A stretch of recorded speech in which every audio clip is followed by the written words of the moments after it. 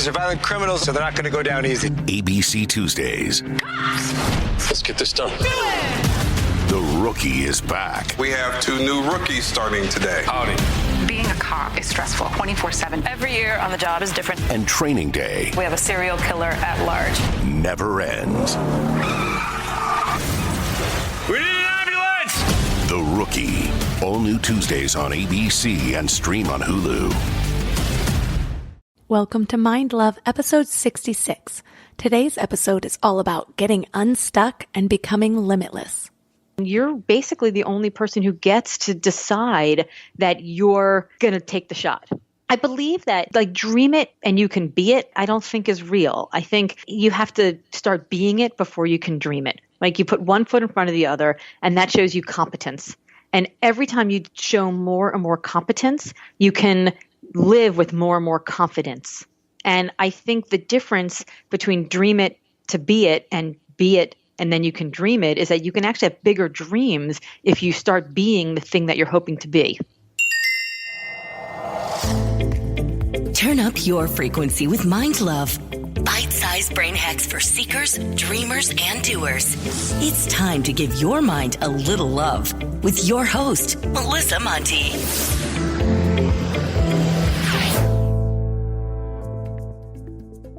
Mind Love is a CastBox original. You can still listen to Mind Love wherever you get your podcasts, but CastBox is pretty awesome, so I hope you'll give it a try. And tap that cute little button that says subscribe. More subscribers means even better guests and even more value. Plus, it helps grow the show, so more people can find it, and if you ask me, everyone can use a little more Mind Love. Hello, friends. When I was growing up, I really felt like I had everything figured out. I was good at school in general. I got good grades on tests. I usually aced my homework. And it's not even like I was studying all the time. I was just a master at cramming or pulling an all-nighter the night before a test, even though we had the entire semester to prepare for it. Learning in school and projects, all of that just came naturally to me. It was kind of my jam. Somehow, between adolescence and adulthood, I lost that. I started viewing myself as distracted and restless and too ADD and a procrastinator. It got harder and harder for me to make any real progress on the big things in life. To be fair, it also could have been the trauma I was going through at the same time. It could have been working for companies or causes I wasn't really passionate about. I don't know. Probably both, though. But whatever happened, I felt like I was coasting. I felt stuck. And I felt stuck for years. I have always read a lot, and so I knew what all the books said. I had to take a leap. I had to make some risky moves and essentially start over to find something more fulfilling. The problem was, at the time, taking that leap sounded even scarier than being stuck in a miserable, stable job. And yeah, I put air quotes around stable there because that company ended up shutting down. But how was I going to pay the bills? I live in one of the most expensive cities in the US, and I had already been paid startup wages for the last few years. Whenever my paycheck increased even just a little bit, somehow so did my expenses. Typical. But eventually, something in me snapped, and I was ready to take that leap, no matter what the stakes were. So how did I get from stuck in the mud to leaping, arms flailing into my future, into my passion? How does anyone? That's what we're talking about today. Our guest is Laura Gassner Otting. She teaches you how to ignore the rules that create your limits, align your energies and your actions, and do work that really matters so that you can live your best life. People call Laura a kick in the ass surrounded by a warm hug. The only two things I ever really need, right? Well, I'm excited for this interview because Laura brings both tough love and wisdom, and it'll help you see what it really takes to get out of your own way and find the success that you deserve. So 3 key things we will learn are how we limit ourselves and where those limits come from, the first steps to getting unstuck, and how to make bold moves to accelerate your success. Before we get started, I want to tell you about the best way to stay in your highest frequency between episodes. Thousands of listeners are loving my daily morning Mind Love emails. They're short daily reminders of your own beauty, magic, and power so you can start each day with your best mindset. Just go to mindlove.com and sign up right there on the homepage. Or if you're out and about, just text the word morning to 33777. That's morning to 33777. Plus, you'll get some amazing free gifts when you do. First, you'll get a really cool free booklet of Powerless based on proven methods from the most successful people in the world to automate your highest decisions. Plus, you'll get a free guided affirmation meditation. It's set with a binaural frequency known as the miracle tone, which is known to make you a magnet for love, health, and abundance. Then it's layered with affirmations to perfectly tune your frequency for transformation. Just go to mindlove.com to sign up. Or if you're out and about, just text the word morning to 444999. That's morning to 444999. And now let's welcome Laura Gassner Otting to the show. Hey, how are you? I'm doing so well. We were already chatting a little bit before this started, so I'm already so excited as to where this conversation can go. So to start out, let's get a little background on you. Yeah, so my name is Laura Gassner Otting. I am the author of Limitless, How to Ignore Everybody, Carve Your Own Path, and Live Your Best Life. And that book is based on 20 years of interviewing people in a career of executive search where I got to learn all about what people did, how they did it, and most importantly, why they did it. And the lessons that I've learned from that time brought me to this place where I now have figured out, I think, how we can make success actually equal happiness in our lives.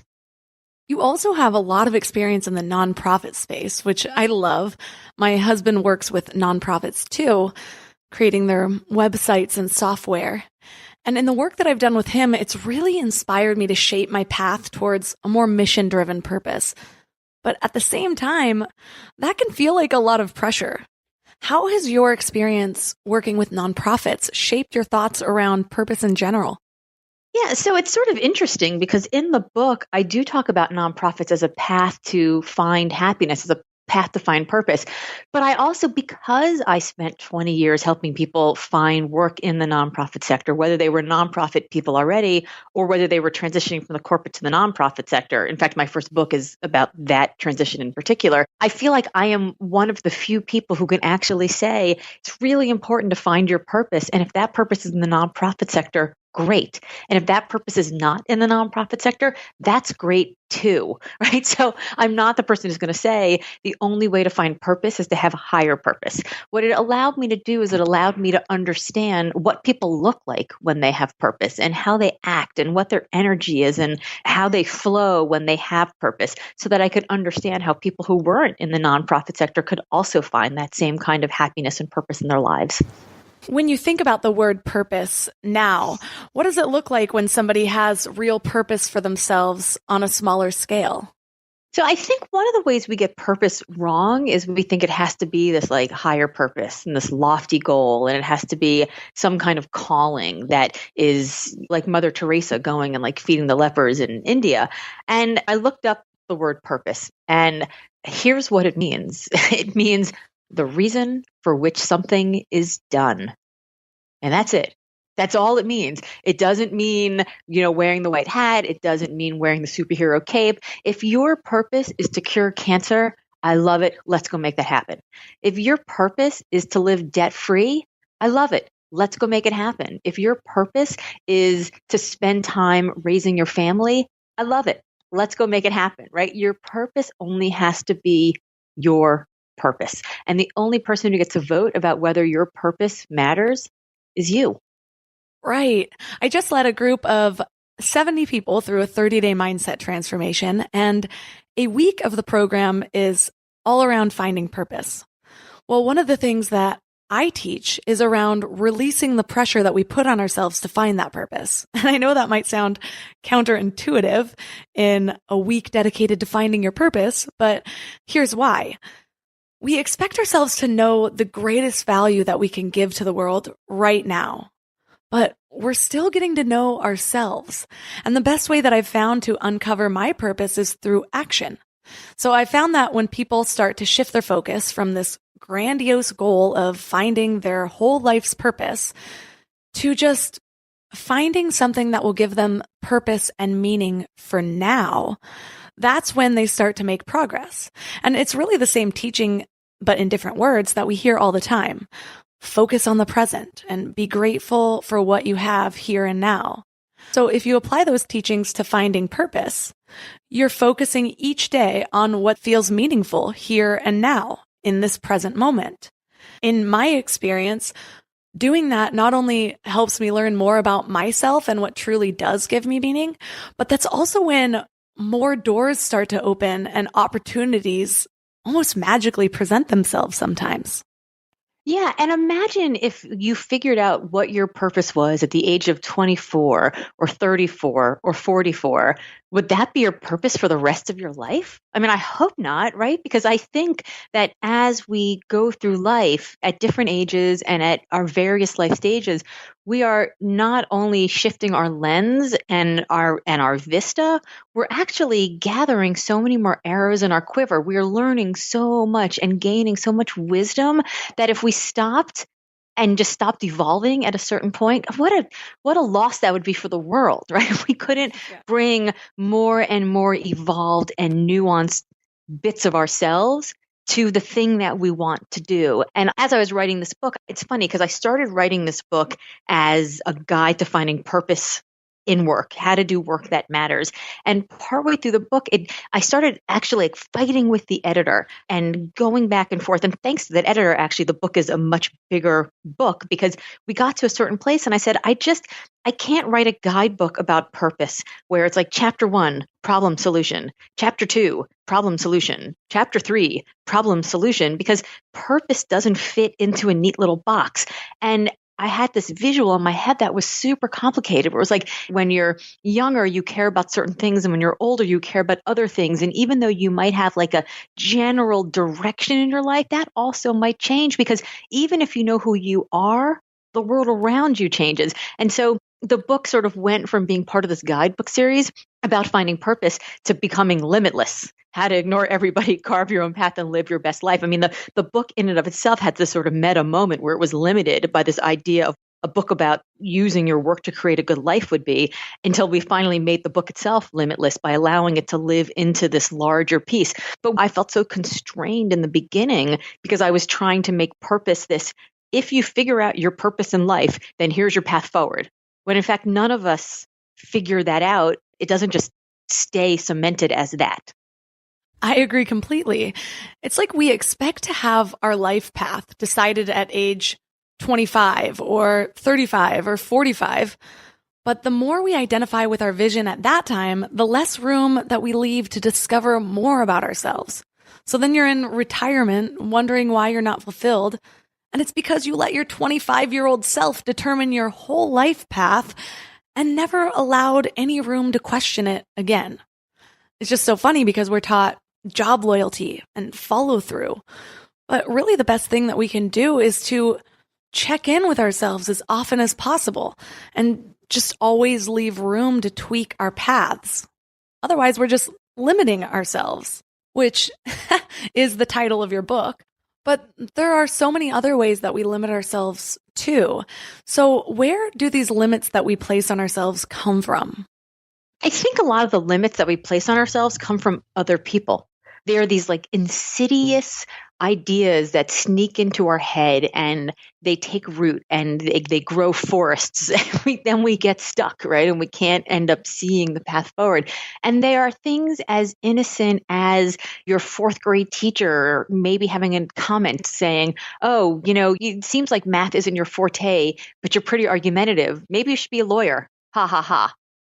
And then you spend the next 15 years of your life creating an academic path that puts you to law school until one day you're sitting in law school and you look around and you go, why the hell am I here? I don't want to be here. I don't want to be like any of these people. I'm not interested in any of the subject. I certainly don't find myself compelled by any of the teachers.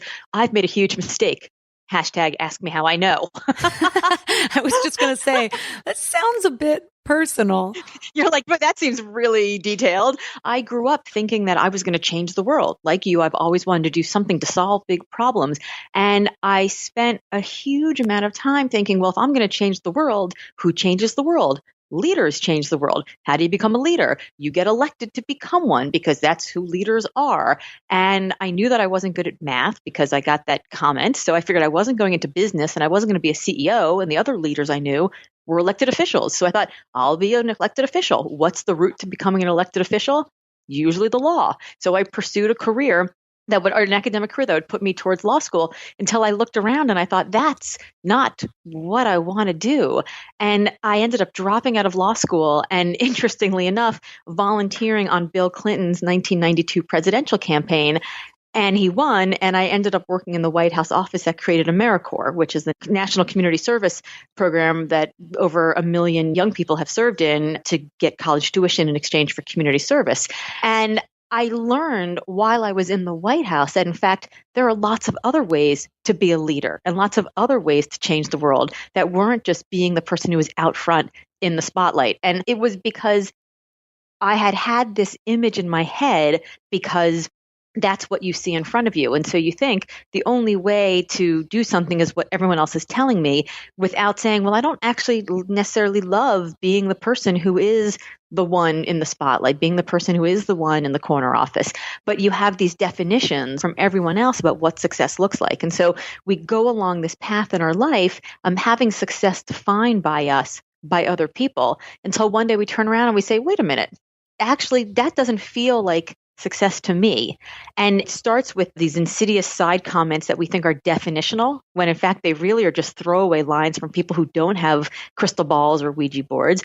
And then we, get stuck in this unreachable ideals like follow your bliss, right? And follow your passion and lean in. The idea of lean in being there's one myopic, unflinching route to success, the fastest, most efficient way to the corner office, when in fact, maybe that's not what we want. But if that's what society is defining as success, we spend all of this time gathering up the gold stars and filling in the check boxes along the route to someone else's success until one day we turn around and we look behind us and we say, if all those check boxes are full, why do I still feel a little empty? Is there a way to know that or to anticipate that before we actually go through all of those steps, though, and get to the point of realizing we still feel empty? How do we start to look ahead and decide earlier, so we don't waste all that time, if something's right for us or not?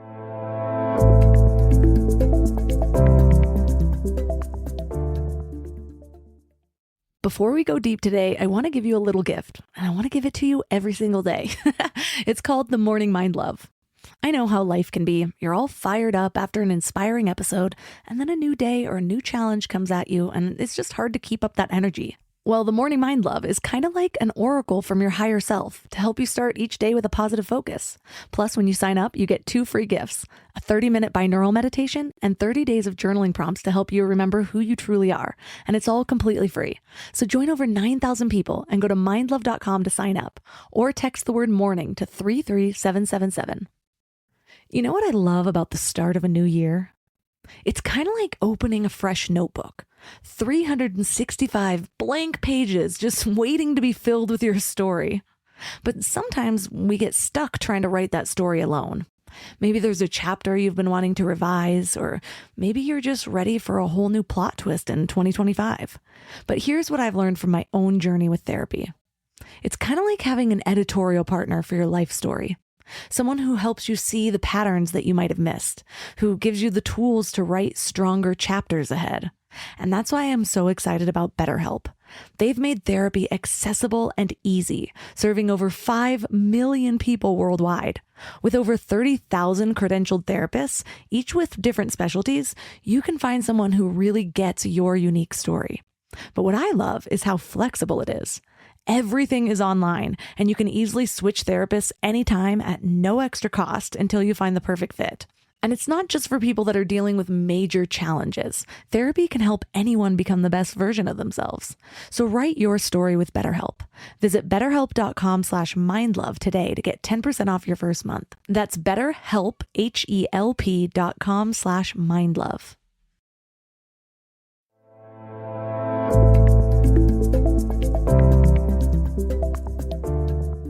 How do we start to look ahead and decide earlier if something's right for us or not? I think it's a tricky question because I think it's hard until we're in it to necessarily know what it is. I think there's this idea of like fake it till you make it. And I think fake it till you make it is terrible advice because it tells us to fake something and succeed at it without really knowing if we are actually going to want the thing that we're faking. I think we don't leave a lot of room in our life for failure. And I like to see failure as fulcrum and not finale. I was speaking just yesterday at Harvard University at their Office of Career Services. And these are, as you might imagine, exceptionally achievement-oriented kids who have never really failed at something. And they've got a lot of people who are counting on them to be successful. And somebody brought up a question of like, well, what do we do? How should I be thinking about using my summer opportunities? And I said, you should use them to fail. Right? To learn about yourself, to figure things out, to try things on and decide what you like and most importantly, what you don't like. And she looked at me as if I was speaking a completely foreign language. And I thought it was a fascinating moment because I looked at her and I said, you know, the only failure you can't come back from is death. Pretty much other than that, you can figure it out and it's going to be a learning opportunity. And I think she was so shocked at the idea that failure is okay. But I think that's how we figure it out before we get too deep into something. And it also starts by asking a lot of questions of ourselves. And I think the first thing is to ask ourselves, what do you really care about? What is the driving force in your life? What is the big problem that you want to solve or the business that you want to build or the cause that you want to serve? And figuring out what that calling actually is, even if it's just a lowercase c calling and not an uppercase C higher calling. I love that because I think my view of failure, what really changed for me was realizing that the less I identify with, the better off I am, which sounds kind of strange because I think we love finding our identities. We love taking personality quizzes. We want to know who we are. Well, when we get a label, it's easy, right? It's like it's neat and it's clean and it's a little box and then we know where to go. Yes, but then the more we identify with, the more we lock ourselves into that identity. And it's just funny because the more aware that I am and the more I work on myself from the inside out, the more things I find that I was completely sure about in my 20s that now don't resonate with me at all. And I think, what if I had let that girl, that younger me, pick everything in my future? So my challenge has been just identifying with less. And it's even changed the way I view failure because now I can fail in a way that I don't see myself as that failure. It's not personal. It's not me. It's just an obstacle and I need to reroute. So I think goals and self-discovery are a balance because on one hand, it's great to have a roadmap of the direction that you're going. But on the other, you don't want it to be so rigid that you can't pull off the road to discover and enjoy the view. And maybe you'll even find something there that will change your final destination altogether, and that's okay. Yeah. It might actually even be the best thing for you. Well, I think there's just a huge amount of pressure that we should have it all figured out. And certainly these kids at Harvard, I mean, I was like, listen, here's the big secret nobody tells you. None of us have it figured out. None of us know what we're doing. We're just getting better at pretending like we do. We're just wearing nicer clothes. I'm in my late 40s and I'm literally twice their age or more. And I'm looking at them and saying, it's not that I'm better than you. I've just been running this race for twice as long. I'm further along on the track because I'm you 25 years later. Like, it's just like, I didn't sprout out of the womb like a fully formed adult who knows who I am and knows of my passions in life. In fact, 3 years ago, I was running an executive search firm. I was doing a completely different job. If you had told me then that I would have written this book and I'd be sitting here at Harvard and I'd be talking to all of you about this framework, which by the way, I hadn't even come up with yet, I would have laughed in your face. I would have said, like, I'm going to be on the Today Show talking about this thing. Not a chance. What are you, crazy? I'm going to get up on stage and I'm going to give speeches? No way. So here I am in this completely other world. And it's because I let myself be open to that opportunity. In fact, if you were to ask me, like, what advice I'd give my younger self listening to this podcast, I would say a podcast recorded over the internet that people listen to on a mobile phone. Like, none of those things existed with my younger self. And so even if you feel like you know yourself, which, you know, as we've discussed, you don't, even if you think you know yourself, the world around you is going to change so rapidly that being open to opportunity, like maybe you're driving down the highway, to use your example, and you decide to get off because you want to get a snack or have to use the bathroom. And right there happens to be some wacky, weird museum of, I don't know, umbrella covers or something, which, by the way, does exist. I've seen it. You might decide to go in there, and then you might miss the appointment that you have right after because you're doing something else that's interesting. But guess what? It's interesting. So why not go down that path? I want to go back to what you said about fake it till you make it, because on one level, I think so many of us feel like we're faking it the whole time anyways. So the fake it till you make it mentality feels freeing because we feel less alone, and that so many of us deal with imposter syndrome. So how do we differentiate whether we're limiting ourselves by faking it or if we're just feeling like a fraud while we grow into a new role, which is normal? So when I was 21 years old, I walked into the White House for my first real, grown-up job. It was intimidating, as you might imagine. I had dropped out of law school. I hustled on the campaign. I made friends with somebody who was bringing all the volunteers into the White House, the ones that didn't actually get paid jobs after the election happened because they weren't in the inner circle. And I was decidedly not in the inner circle. But I walked in as a volunteer, and there were not a huge number of us. So it was like a legit stepping stone. But I was literally wearing my mother's hand-me-down suits from the 80s. And so there I was, 21 years old, of spit and polish and giant shoulder pads. And I walked in with this look on my face like I belong there, like don't ask me any questions because I belong here.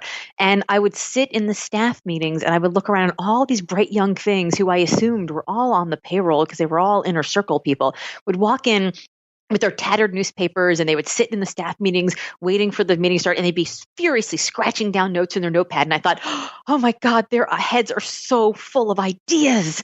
Big ideas, and my head is full of none.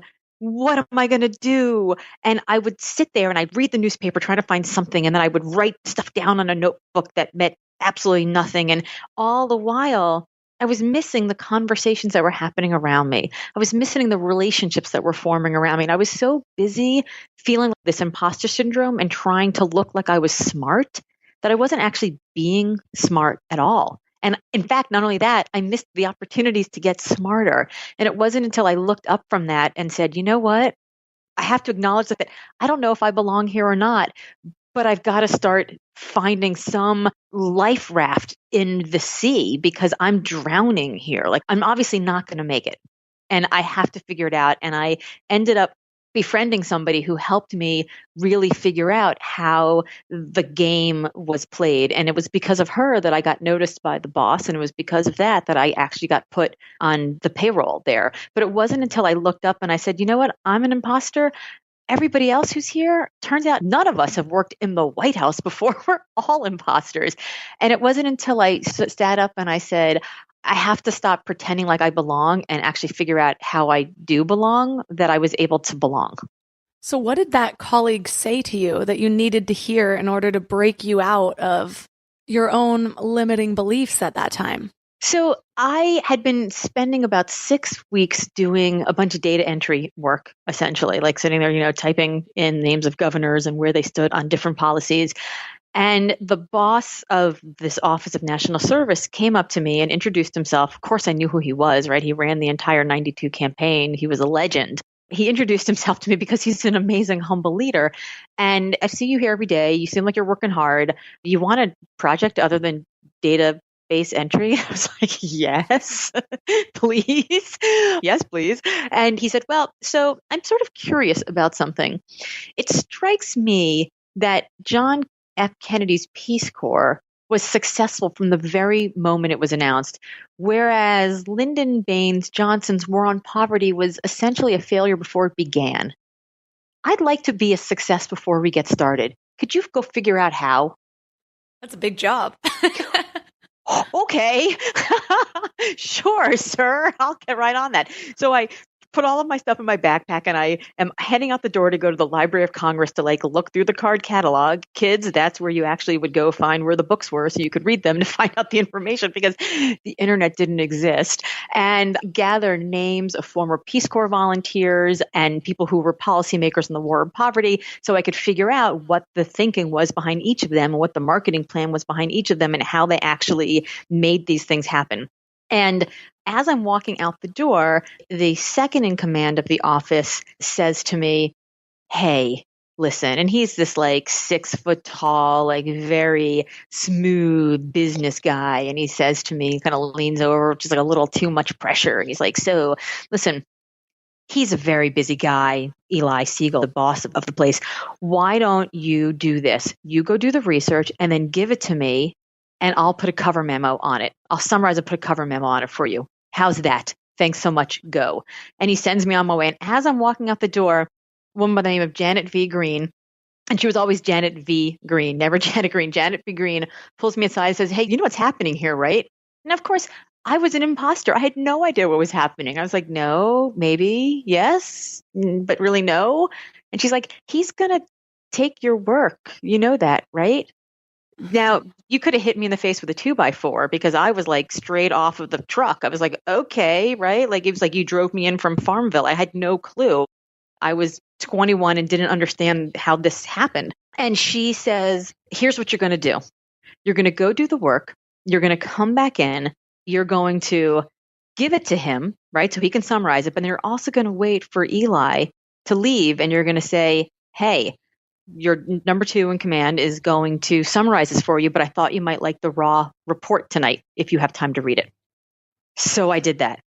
And then I slowly backed away and then went home and cried in my ramen soup about how I wasn't even going to get the paid job that I hadn't even had yet. I was going to get fired from this like volunteer job. And the next day I walk into the office and Eli walks right up to me and he says, "That report was fantastic. I've asked my second in command to put you on the payroll. Thanks so much." And then he turns around and walks away. Second in command comes up to me and says, "So I'm told I'm supposed to put you on the payroll. I did some research about what the lowest possible salary I could give you was, and that's $22,717. Here, sign here." Poor guy just sounds so disgruntled. And it's crazy because that is literally how I got put on the payroll at the White House. It's a crazy story. And I'm sure that's how business works, right? Where you have individuals that say, "Look, it's my job to look out for the CEO. Give me the report. I'll do it." That's his job description. But what I learned in that was he was not going to see my work. He was not going to see, that was my one shot to show him my smarts and my hunger and my tenacity and my speed and my grit and like who I was. And it was going to be covered in the lens of someone else.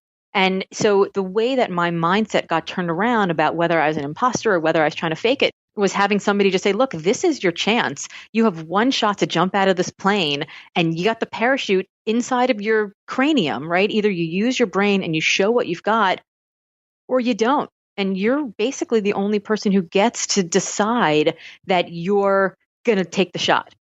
I mean, what was the worst that can happen? I wouldn't gotten the job. There wasn't even a job on offer, right? They were going to fire me from not being paid to go in and do data entry. Like the worst thing that was going to happen was actually not that bad. And the best thing that would happen, it was a huge upside. So I had to take that shot, but it was terrifying. But then here's the good news. I took that shot and it was terrifying, but it worked. And so I gained confidence. And then the next time you take a shot and it works, you gain confidence. And I believe that if you can dream it and you can be it, I don't think is real. I think you have to start being it before you can dream it. Like you put one foot in front of the other, and that shows you competence. And every time you show more and more competence, you can live with more and more confidence. And I think the difference between dream it to be it and be it and then you can dream it is that you can actually have bigger dreams if you start being the thing that you're hoping to be. Yeah, I think sometimes we think ourselves out of things, and that's where limiting beliefs come in. We have these limits in our belief systems that we can only really break out of through action. So you can have a big idea, and before you know it, all the reasons come up why it can't be done or why you can't do it. But if you just take a small action, you not only build momentum, but you also start to prove yourself in your own mind. And that's why I teach the importance of actually taking the time to reflect back on the progress you've made and celebrate your wins, and then revising your action plan based on what you've learned, and then take more action. So it's almost a game of back and forth. I think we underestimate the amount that we can accomplish just in really small daily actions. We can end up making more progress in a month of just these little tiny movements than an entire year of thinking ourselves out of our own ideas. Absolutely. I mean, they say like when people want to lose weight, like throw the scale away for the first month. Like, you get on the scale and you think you're going to see a number, and whatever that number is, you're disappointed because it's not what you expect. I ran 3 marathons, and that sounds crazy when I tell you that I ran my first mile of my entire life when I turned 39 years old. I was picked last for every gym class team of my life. I went to computer sleepaway camp. I mean, I am not an athletic person naturally. But when I turned 39, I had 2 kids. I was not thin. I was just kind of there, but like parts of me just started to hurt. And I thought, I'm about to turn 40. And if I'm not healthy when I'm 40, I'll probably be even less healthy when I'm 50. It just gets harder and harder. And so I tried to run, and it took me 6 weeks to be able to run a mile without stopping. But I got to the end of the 6 weeks and I got to the end of the mile and I thought, what if I could string 2 of these together? What if I could string 3 of these together? What if I could string 3.1 of them together and run a 5K? So I ran a 5K, and to say I ran a 5K is generous. I would say that I finished a 5K. I definitely had people with fashion glasses passing me. I had guys pushing double jogging strollers up hills passing me. It was rough. But at the end of the 5K, I thought, well, I didn't die. Maybe I could run a 10K. So I did a 10K. At the end of the 10K, I tried a half marathon. At the end of the half marathon, I thought, wow, well, I live in Boston. That's interesting. What if I run the Boston Marathon? And my husband politely reminded me that you have to qualify for Boston and that I was really damn slow. So having had a background in the nonprofit sector, I thought, well, you can also raise money to run the Boston Marathon. So I posted on Facebook, does anybody have a bib for me? I have this crazy, audacious dream. And within 5 minutes, 10 different nonprofit executive directors were like, run for us, run for us. So I started running. And in order to run, you have to raise money. So you have to make these big public announcements, like a public commitment strategy. I'm running. Please give me money. And every weekend, I would say I'm running 10 miles or 12 miles or 18 miles or 20 miles. If you donate while I'm running, I'll match your donation or things like that. Or I would have little games. So everybody knew I was doing it. So I couldn't not do it. So then Marathon Monday comes along and it's 92 degrees. And I'm thinking to myself, this is going to be pretty hard. This is going to be worse than I expected. I've been training in the winter. I've been training in the early spring. It's now April. And it's 92 degrees, and I have vasovagal syncope, which means that I tend to pass out when I get dehydrated. It's not an exciting syndrome, except for that one small problem. So it's 92 degrees, and I have to cover 26.2 miles. And how do I do it? I do it by taking one step after the next, after the next. Then you get to the 20-mile marker, which is the farthest you've ever run in training. And I'm thinking to myself, it's 92 degrees. I've got vasovagal syncope. There are 6 miles left. That's a 10K. I've run a 10K. I could probably run a 10K. I'm going to be a marathoner for the rest of my life, no matter what I do. Walk, crawl, run. I'm going to be a marathoner. And then the very next thought in your head is, oh my God, you're crazy. What were you thinking? You're going to die out here. What is going on? What the fuck is wrong with you? And you have these 2 voices that are competing in your head. All the while you're like step, step, step, step. And you have to decide which one of those voices wins. And it's the self-talk that in that moment becomes your worst enemy, because either you let the self-talk of you're going to die, stop running, there's a policeman on the side, tell him to let you off the course, and the self-talk of, oh my God, this is going to happen. You're going to do this crazy thing. Somebody's going to put a medal around your neck and one of those big foil superhero capes at the finish line. You're going to be a marathoner. And so I think that we have to make this decision. It's this mindset reshift, right? Like we have to make this decision about which of those self-talking voices actually gets to be the voice we listen to. Exactly. And again, for me, that comes back to just disidentifying with more.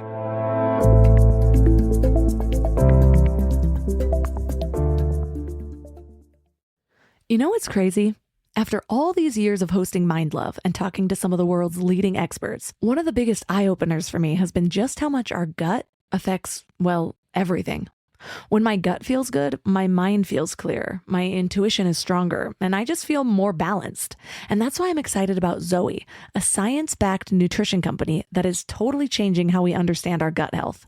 They've created the most scientifically advanced at-home gut test and built the world's largest microbiome database. So when you get your results, you're not getting generic advice. You're getting insights about your body that other companies just don't have the data to provide. There's also just so much misleading health information out there. Food companies even pay influencers to promote ultra-processed foods as healthy.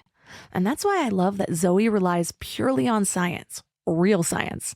Their randomized controlled trial showed that participants were 4 times as likely to report better sleep and more energy, all thanks to the info from the largest microbiome database on the planet. So go to Zoe.com and find out what Zoe membership could do for you. And because you listen to Mind Love, you can use the exclusive code MINDLOVE10 to get 10% off membership. As a Zoe member, you'll get an at-home test kit and personalized nutrition program to help you make smarter food choices that support your gut. That's Zoe.com. Use MindLove10 at checkout. Trust your gut. Trust Zoe. This episode is brought to you by Rakuten. If you're shopping while working, eating, or even listening to this podcast, then you know and love the thrill of the hunt. But are you getting the thrill of the best deals? Rakuten shoppers do. They get the brands they love with the most savings and cash back. And you can get it too. Start getting cash back at your favorite stores like Samsung, Expedia, and Sephora. And even stack sales on top of cash back. It's easy to use, and you get your cash back through PayPal or check. The idea is simple. Stores pay Rakuten for sending them shoppers, and Rakuten shares the money with you as cash back. Download the free Rakuten app and never miss a deal. Or go to Rakuten.com to start getting the most bang for your buck. That's Rakuten.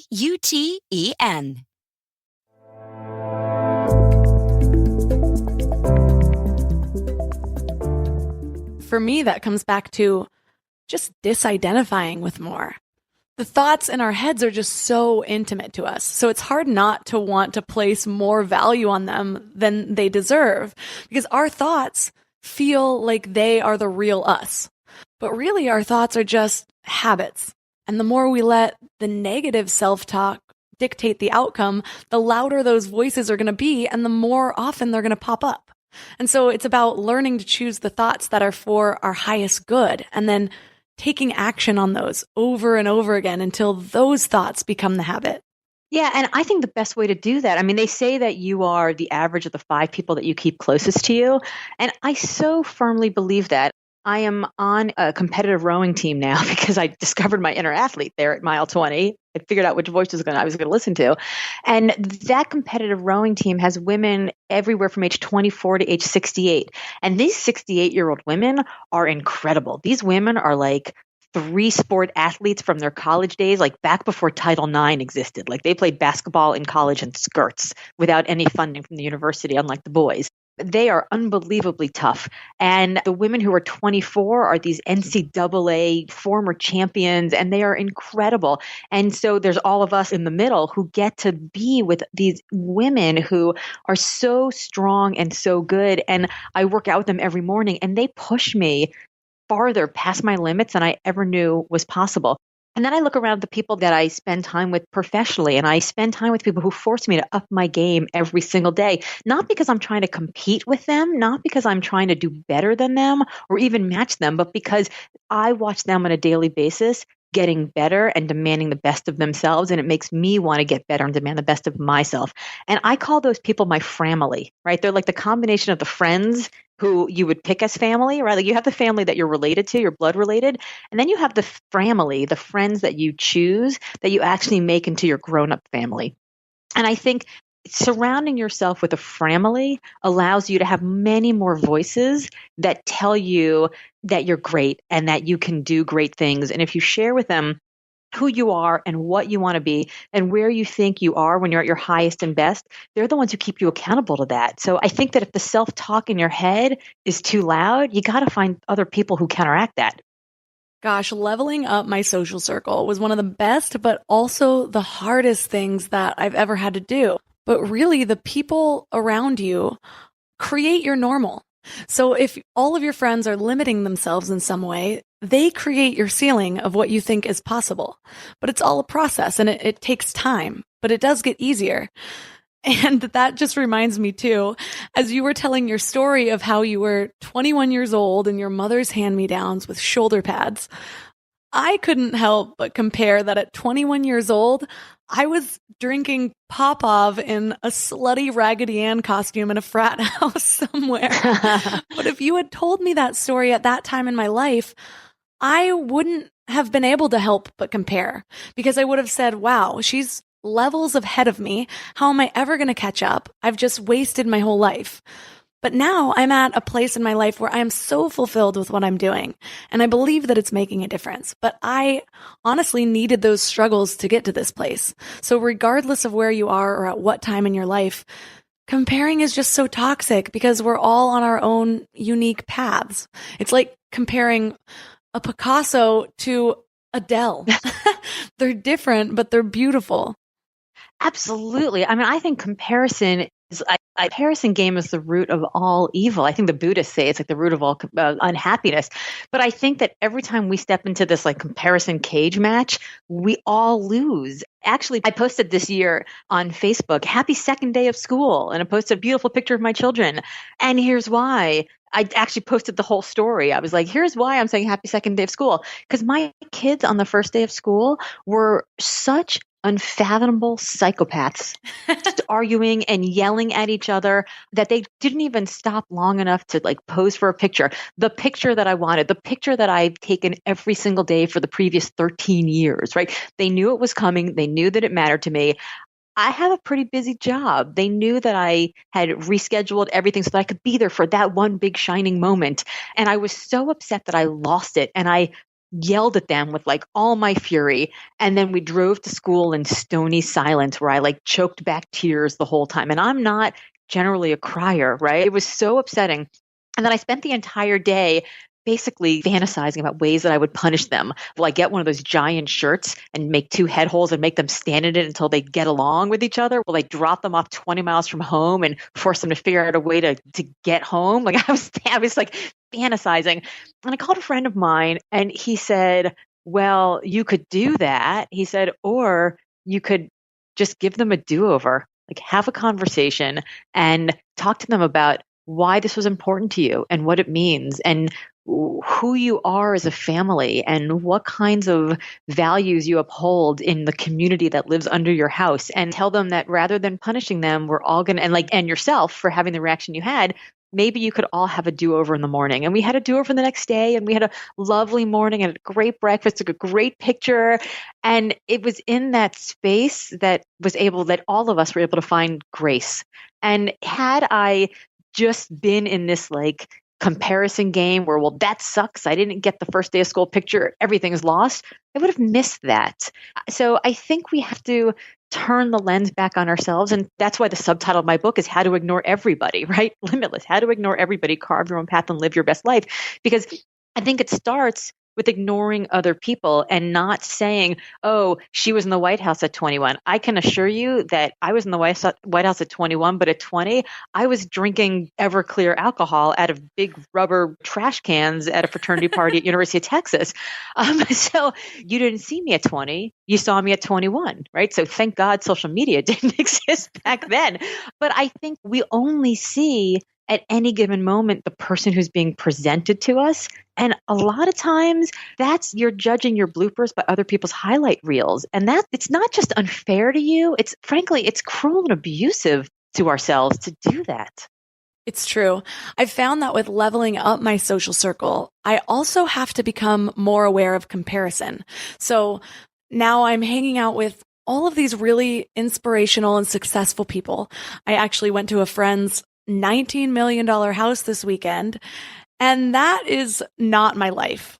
Maybe it will be one day, but For now, I feel really grateful to be a part of it because they are, in a way, raising my personal glass ceiling. So I think it's easy to fall into this trap of feeling envy or picking apart if we think somebody deserves what they have. And I don't mean my friends with the $19 million house because I feel like of anybody, they deserve it. But we're all connected.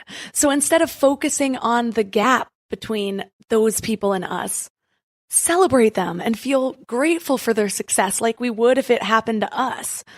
Because maybe they've been gifted to us to show us what's possible. Yeah, and here's where you can take it even further. You could say, boy, that person lives in a $19 million house. Okay. Is that something you actually want in your life? Maybe you do. And if you do, then you should pursue a career that gives you the kind of payout that allows you to have that life. Or you may say, the $19 million house seems really nice, but frankly, if I had that kind of money, I'd rather start a philanthropy and give money to causes I care about. Or you might say, if I had that kind of money, I'd rather stop working entirely and spend years traveling around the world, right? So it's figuring out the money is a metric of success, but it's only a metric of success in whatever power you give it. In my career doing executive search, we used to say that there were about 8 different factors that would motivate anybody for any job. And they were things like the brand of the company, how inspirational was the leader, the number of new skills you would acquire, the geography, like where the job was based, the mission of the organization. Of course, money was one of them, right? And there are about 8 factors altogether. And when I was doing search, if I heard somebody talking about how they wanted a raise, I would say, okay, great, they've money, check, right? And if they really wanted to acquire some new skills because they wanted to grow their career in a certain direction, check. And I would go down these check boxes. And if somebody had all those, I was like, yeah, great. If they're qualified for the job, I know that they're going to say yes because I know they're compelled by it.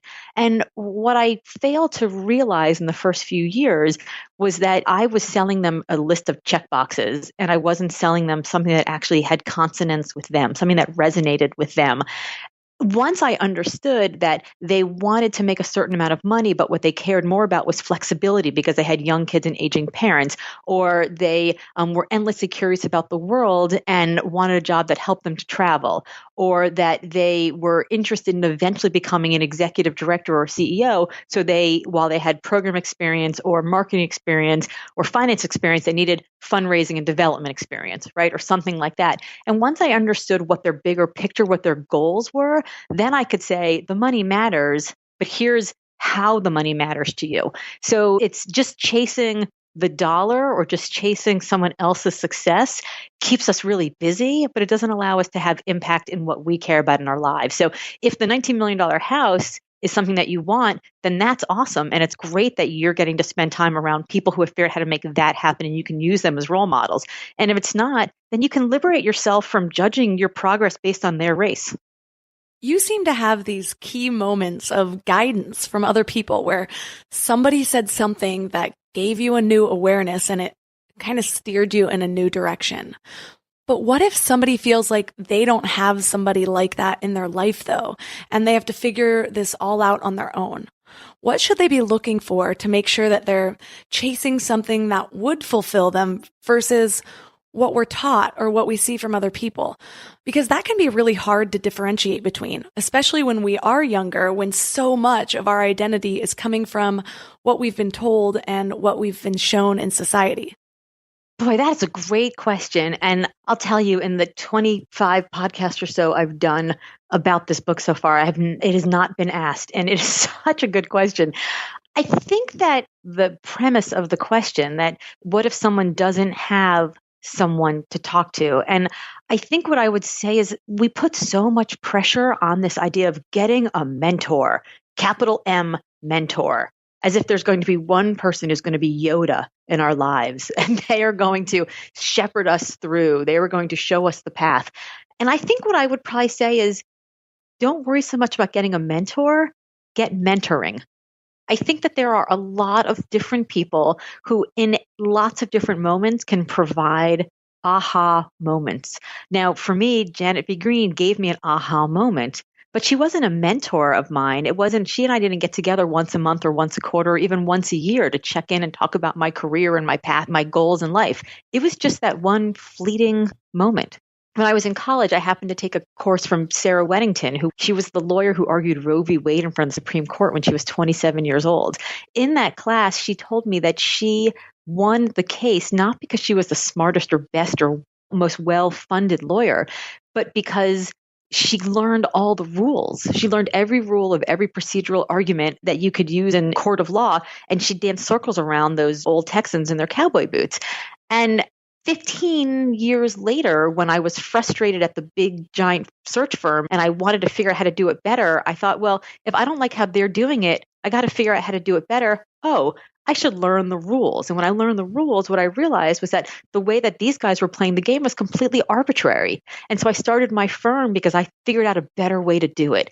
So there are all these moments in time, whether it's Janet V. Green, who tells you something in a moment that is the thing that's going to shift your path, or Sarah Weddington, who plants a seed 15 years earlier, and all of a sudden you're like, aha, I know the way to go because I was given this lesson a long time ago.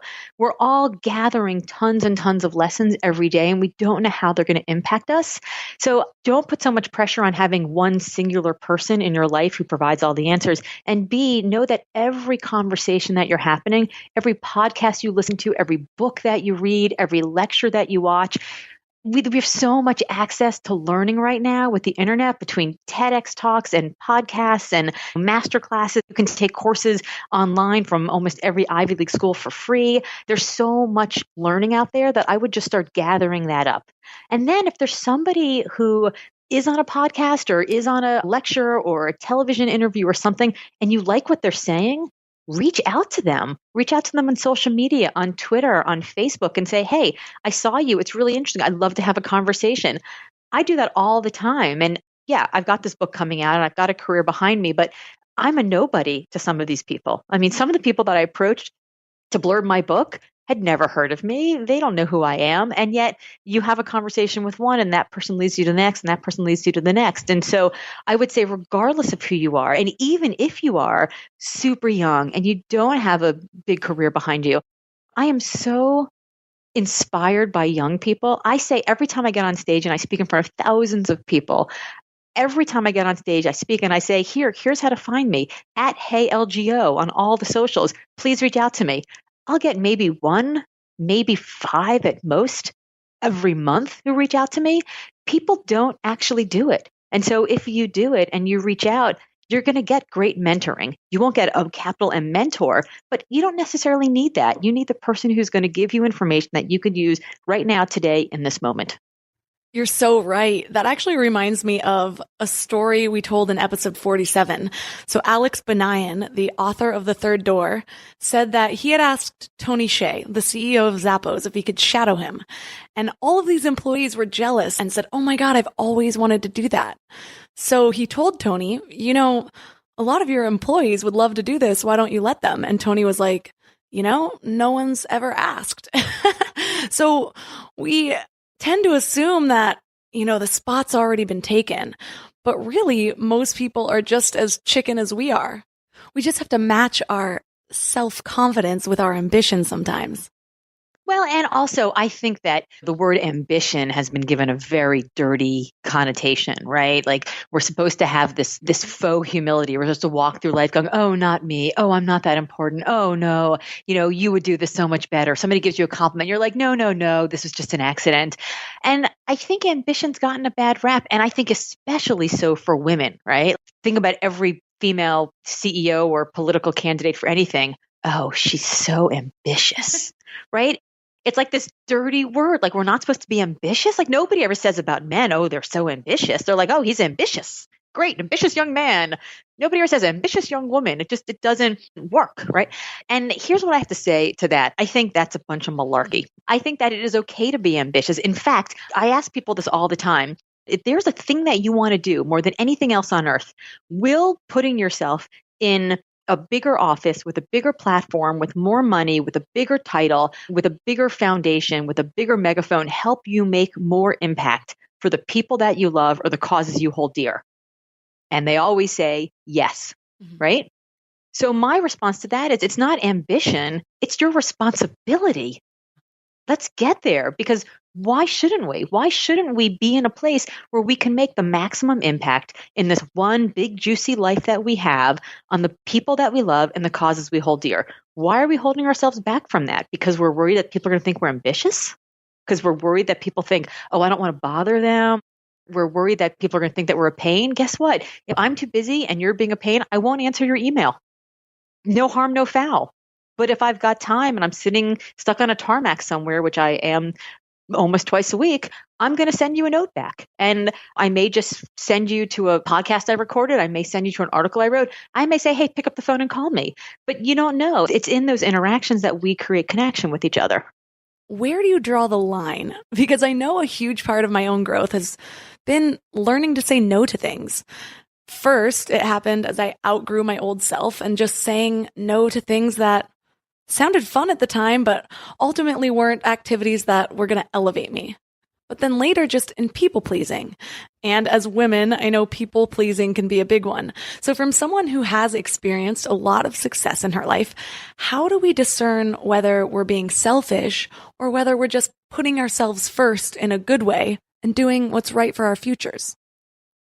You know, it's funny that you say that about your old party friends. A couple of summers ago, I decided I just wasn't going to drink for the whole summer. And I remember the first reaction people had was like, are you okay? Like, were you diagnosed with something? Or is everything all right? And I was like, no, I just... Are you pregnant? Right. I'm going to be 48 next week, so I hope not. But yeah, that would be a miracle baby. But I remember thinking, no, I'm totally fine. Like, what do you mean? And then there was this concern of, well, are you judging me because I stopped drinking for the summer? And then after that, once I realized I wasn't judging them, was like, is she still going to be any fun? Right? Like, what's going on? And then once we got past all of that, they were fine. And then they stopped caring. We think everybody's staring at us and they're so busy thinking about themselves that, in fact, they don't really care all that much. I think there's a great Eleanor Roosevelt quote that goes something like, you would stop worrying what other people thought of you if you realized how little they did. And I think that's a great quote. But to your question, I love to say yes to things because I firmly believe that there is an adventure around every corner if you just open your eyes and see it. When my son was about 6 years old, we were on subway and we got off the subway and all of a sudden there was like a parade of elephants marching down the street, and it was like the circus had come to town and they were like doing the promenade where they walk the elephants from the trucks into the arena. And he had this look on his face that was like his entire universe shifted. And I thought to myself, oh my God, my son is going to grow up in a world where at any given moment, a parade of elephants might walk down the street. How wonderful is that, right? Like, what if we lived in this universe where we could always just say yes to everything? And so when I was at this point where my kids were little, I was super involved in my community, on a bunch of boards, involved in politics, and also growing my business. I founded my last business when my eldest son was 6 weeks old. So, that's a bad idea, but I couldn't not do it. I had to. As I said, I'd sort of figured out the rules of the game. I figured out the solution and I knew I could do it. I was involved in everything and I got some advice from a great woman that I knew. Again, this is a mentoring moment. I would call her a mentor, but she's not somebody that I check in with a ton. This would happen to be a lunch that we had, and she gave me this great mentoring moment. And the advice she gave me was the best and also hardest piece of professional and personal advice I ever got. And it's this: you're just not that important. And that's kind of hard to hear because at the moment I thought I'm pretty important to my family, to my community, to my business. But the advice she was giving me was, if you were trying to be that important to everybody and all things all the time, you're actually not really being that important to any of them. And you have to figure out where you are that important and really show up for those things. So I started doing some research about how to say no to stuff. And all I could find were articles about why to say no to things. And it was frustrating to me because I knew that there was like a better way to do this. And then I started researching, why do you say yes? Why do you say yes? How do you say yes? And I couldn't find anything there. So I had to do some thinking about the questions I ask myself. And I basically came up with this 4-question series that I ask myself. And it's selfish, right? It's completely selfish. It's super Machiavellian, but you got to start somewhere. The whole charity begins at home. Let's start with ourselves.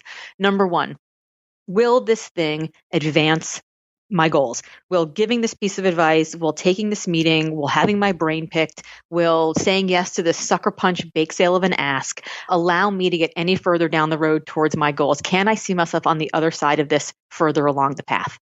And if the answer to that is yes, you say yes. If the answer to that is no, you move along. The second question is, will doing this help someone else? And if doing that thing will help someone else and you can see a clear way to do it, you can also make a decision. Is it yes or no? Number 3, will doing this thing bring me joy? And if it's not going to help you and if it's not going to help someone else necessarily, but if it's going to bring you joy, then yeah, I'd say yes all the time. Why not? And the last thing, and I think this is really the most important, and if your listeners remember any one of these 4 questions, the question is this: is there someone else who should do this or would be better suited to do this? And if the answer to that is yes, then make that introduction. Or you can say no and let them do it. Most of the time we get asked to do things because somebody sends 5 different emails out asking lots of people for help, or you're on a group text chain, or maybe you're just the closest proximate heartbeat, not because they've spent weeks and months researching that you are actually the only person who can solve this problem. And so I think that if we spend a little bit of time figuring out how we say yes to things, that makes it a lot easier and a lot less guilt-inducing to say no to things. It feels a lot less selfish because we're not trying to put ourselves into the solution for every problem. We're really trying to make sure that we show up for the solutions where we really are the solution. Ooh, I love those questions. They're like what I call thought cycle disruptors, because when you're in it, it's hard to read the label from inside the bottle. Yes. So I love having those questions to act as sort of a lifeboat when you're drowning. Yeah, and I can share that. In the podcast notes, I've got some blog posts where I talk about this. And I share this with a lot of my friends who are busy, who are pulled between lots of different things, whether they're older or younger. We all have a lot of different demands on our time. And if you think about your goals in life, like what is your big calling that you want in your life, this gravitational force, this thing that's bigger than you? And at the same time, you say, well, is the work I'm doing on a daily basis connected to that? If you think about your to-do list and your goals might not match. And what's even worse is that the email box that you're a slave to, that you spend all day long trying to empty, probably doesn't even match your to-do list, which definitely doesn't match your goals. And so you've got this calling, you've got to figure out how to get more connected through the work that you're doing every day. And then you've got to figure out whether or not that work is contributing to the kind of life that you want to create. And so that's sort of the underpinning of the book. Is this idea of being limitless draws you to this idea of consonance, and that people who are in consonance understand how much calling they want, how their work connects to that calling, whether or not that work contributes to the life or the lifestyle that they want to live, and then how much control they have over the elements of connection and contribution that lead towards fulfilling that calling. Well, thank you so much for this. I'll link to everything we mentioned in the show notes, including your book, Limitless. So for listeners who are interested in learning more about you, where's the best place for them to connect? So they can find me on all the socials at HeyLGO. That's HeyLGO. HeyLGO. They can also find me at heylgo.com. And if they want, and I know you said you love quizzes, I've actually put together a quiz, limitlessassessment.com.